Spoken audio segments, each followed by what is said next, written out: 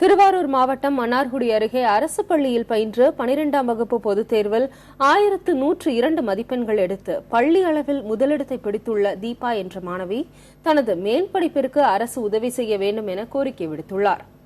வடுவூர் அரசு மேல்நிலைப் பள்ளியில் படித்த தீபா கால்நடை மருத்துவ படிப்பு படிக்க விரும்புவதாக தெரிவித்துள்ளார்.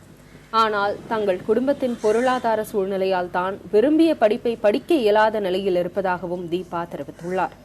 தனது மேற்படிப்பிற்கு அரசு உதவி செய்ய வேண்டும் எனவும் 12ஆம் வகுப்பு மாணவி தீபா கோரிக்கை விடுத்துள்ளார்.